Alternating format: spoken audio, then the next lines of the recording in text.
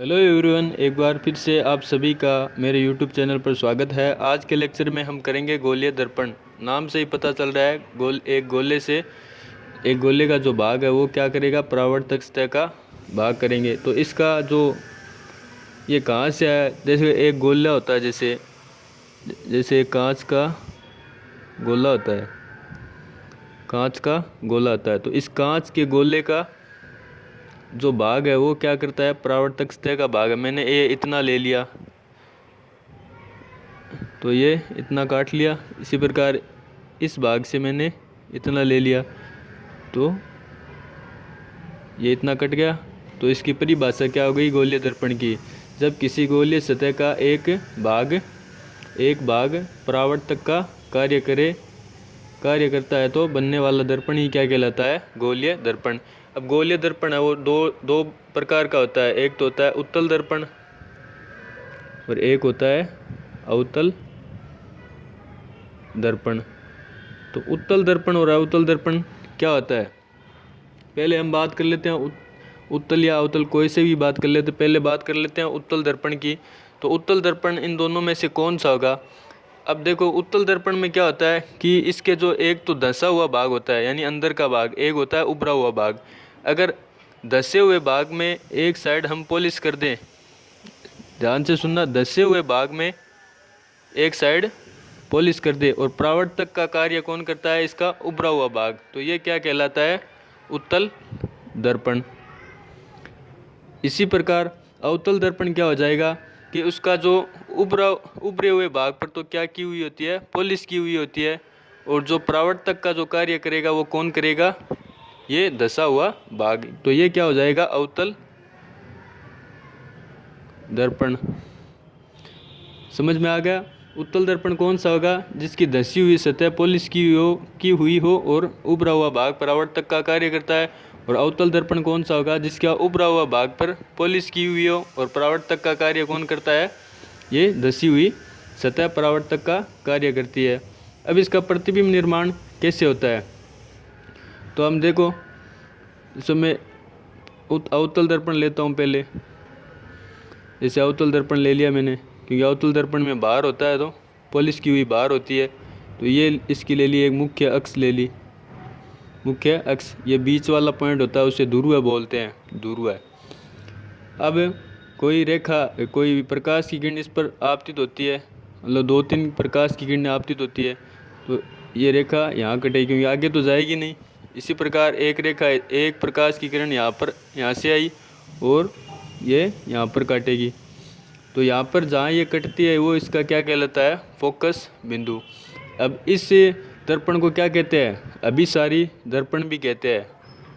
अभिसारी दर्पण, क्योंकि ये किरणों को क्या करता है, एक जगह केंद्रित करता है। तो इस दर्पण को क्या कहते हैं, अभिसारी दर्पण भी कहते हैं। इसी प्रकार उत्तल दर्पण के प्रतिबिंब की बात कर लेते हैं। तो उत्तल दर्पण में उभरी हुई सतह परावर्तक भाग का कार्य करेगी। तो अंदर वाला भाग जो होगा वो पॉलिश किया हुआ होगा, अंदर वाला भाग जो होगा वो पॉलिश किया होगा। ये एक मुख्य अक्ष खींच लेते हैं यहाँ पर।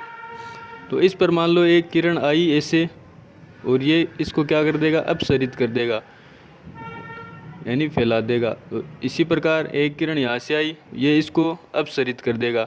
तो इस दर्पण को क्या कहते हैं, अपसारी लेंस कहते हैं। यानी ये किरणों का क्या करता है, अपसरित करता है, यानी फैलाता है, यानी किरणों को फैलाता है। तो इसका फोकस यहाँ तो मिलेगा नहीं, तो इनको क्या करेंगे, हम पीछे बढ़ाएंगे,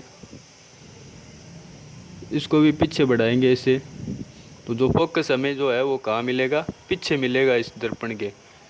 अब बात आती है कि इसमें प्रतिबिंब आभासी बनेगा या वास्तविक बनेगा। अब इसमें तो देखो एक्चुअल में लाइनें कट रही है, तो कटती हुई लाइनें एक्चुअल में दिखाई देती है, तो वो प्रतिबिंब बनता है, रियल प्रतिबिंब बनेगा, वास्तविक।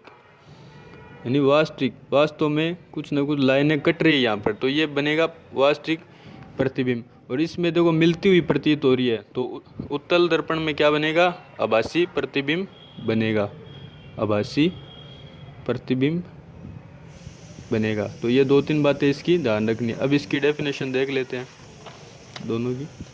जैसे गोलीय दर्पण किसे कहते हैं, ये कितने प्रकार के होते हैं। तो जब किसी गोलीय सतह का एक भाग परावर्तक का कार्य करता है तो बनने वाला दर्पण क्या कहलाता है? गोलीय दर्पण। तो गोलीय दर्पण दो प्रकार के होते हैं, अवतल दर्पण और उत्तल दर्पण।